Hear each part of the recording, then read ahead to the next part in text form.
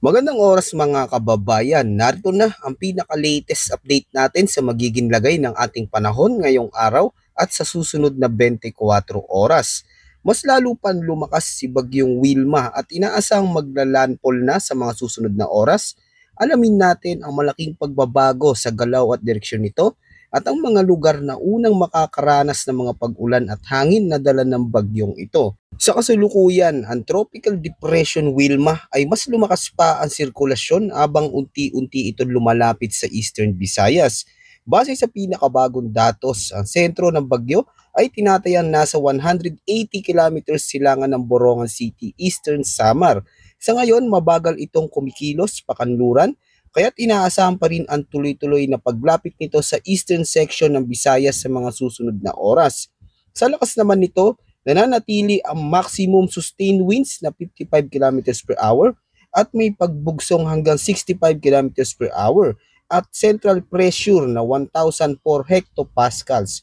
Bagamat tropical depression pa rin, may malawak na hangin ang sistema.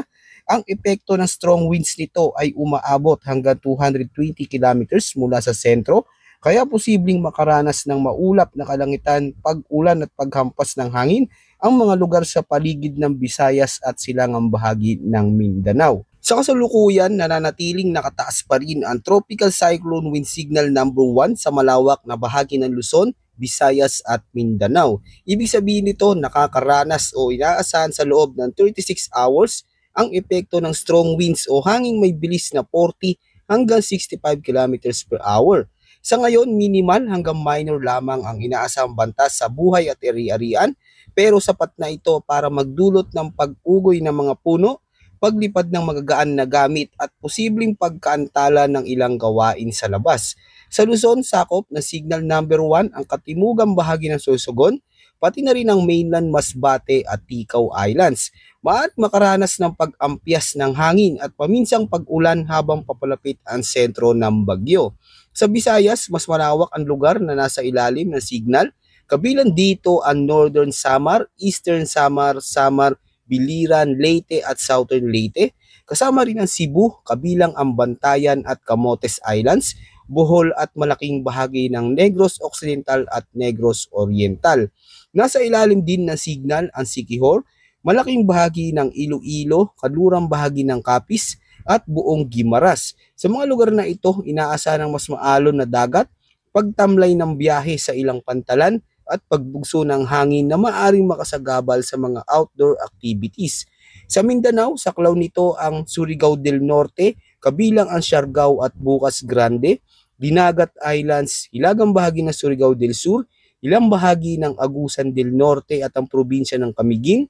Sa mga lugar na ito, posible ang mas maalon na baybayin, paglipad ng magagaan na gamit at pag-ihip ng hangin lalo na sa open coastal areas.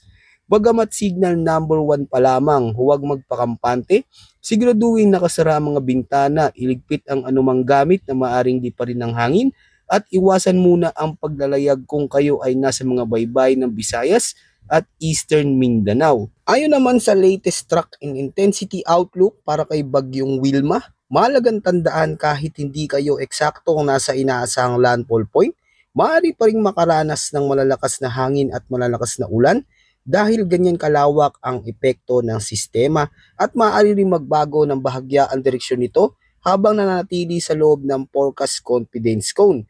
Sa ngayon, inaasahang kikilos si Wilma pa west-southwest hanggang bukas, December 7, bago ito tuluyang kumabig pakanluran sa natitirang panahon ng forecast nito.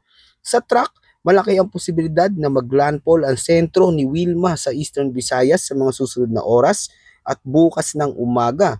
Pagkatapos ng landfall, tutuloy ang bagyo sa pag-ikot nito sa kabuuan ng Visayas mula bukas hanggang linggo, December 7, kaya maaari pa rin itong hatakin ang malalakas na pag-ulan at pagbugso ng hangin sa maraming probinsya habang tinatawid ang rehiyon. Pagsapit ng Lunes ng umaga, December 8, inaasahang lalabas si Wilma sa Sulu Sea at posibleng dumaan sa Northern Palawan bago ito muling tumawid patungong West Philippine Sea. Sa lakas naman, nananatiling tropical depression si Wilma sa buong forecast period Subalit may posibilidad itong lumakas kapag nasa West Philippine Sea kung saan mas mainit ang dagat at mas favorable ang kondisyon para sa intensification nito. Habang patuloy ang paglapit ni Wilma, huwag po tayong magpakampante. Ang malawak na ulan at hangin ay maaring maramdaman kahit nasa labas pa ng mismong track ng sentro. Tandaan po natin na hindi lang ang mga lugar na daraanan ng sentro ng bagyo ang maaring maapektuhan. Marami ring lugar ang makakaranas ng malalakas na pag-ulan, pagbaha, pagtaas ng alon at malalakas na hangin. Kaya sa lahat ng kababayan natin sa Luzon, Visayas at Mindanao, lalo na sa mga nasa coastal at mountainous areas, kaya inihiling namin ang mas matinding pag-iingat.